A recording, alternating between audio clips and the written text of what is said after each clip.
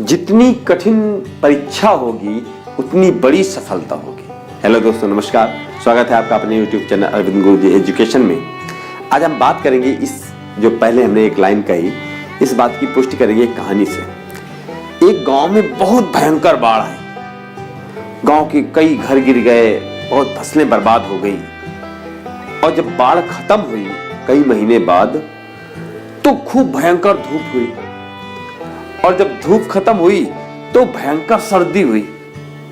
उसके बाद में एक महात्मा गांव में भिक्षा मांगने आ गए, क्योंकि महात्माओं का जीवन यापन ही ऐसे हुआ करता था।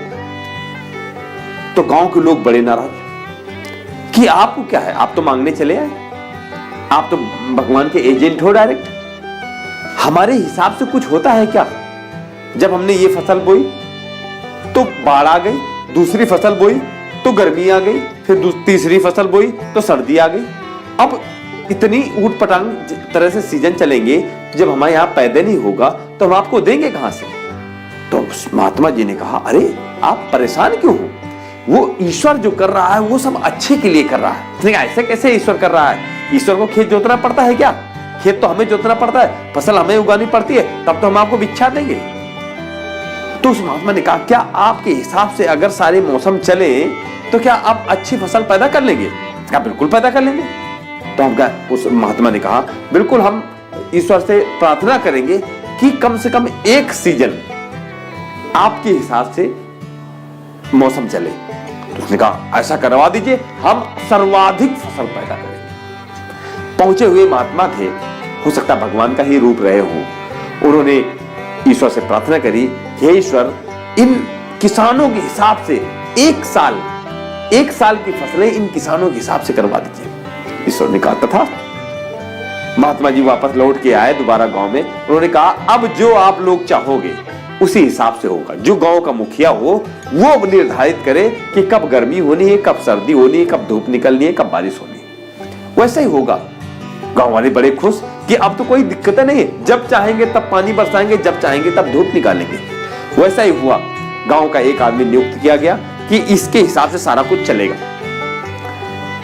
किसान ने जब उसको इच्छा हुई तब उसने पानी बरसाया, जब इच्छा हुई तब हवा चलाई, जब इच्छा हुई तब धूप निकाला। सारा कुछ किसान की इच्छा से चलता रहा एक साल तक। और किसान ने जो फसलें बोई तो कभी ज्यादा हवा नहीं चलने दिया फसल गिर ना जाए, क्योंकि अक्सर ऐसा होता है कि पानी लगाओ और हवा चल जाए तो फसलें खराब हो जाती हैं। सब कुछ ऐसा किसान की इच्छा के हिसाब से चलता रहा। लेकिन जब फसल कटने को आई और काटी गई और तो उसमें दाना बिल्कुल खोखला। अब किसान परेशान, महात्मा जी को शिकायत की, ये सब क्या? सारा कुछ तो हमने बहुत आराम से किया, सब आसानी से किया, न ज्यादा धूप निकलने दी, न ज्यादा गर्मी पड़ने दी, न ज्यादा बारिश होने दी, और ये फसल क्यों? तब उस महात्मा ने कहा, जितनी कठिन परीक्षा होगी उतनी बड़ी सफलता होगी। ये यूं ही नहीं कहा गया है। आपकी फसल ने ना तो धूप खाई, ना हवा के थपेड़े खाए, तो पौधा मजबूत हुए नहीं। जब पौधा नहीं मजबूत होगा तो उसका बीज कैसे मजबूत होगा? यही हमारे आपके जीवन में भी चलता है। हम आप भी तो यही सोचते हैं, और सारी समस्याएं मेरे लिए ही है क्या? लेकिन सारी समस्याएं अगर हम आप नहीं झेलेंगे तो मजबूत कैसे बनेगी? यही होता है अक्सर कि हमें आपको लगता रहता है कि ये समस्या ना होती तो हम और ग्रो कर जाते। असल में समस्याएं ही हमें आपको ग्रो कराती। अगर ये चीज आपको अच्छी लगे तो अपने साथी के साथ शेयर करिए। Thank you.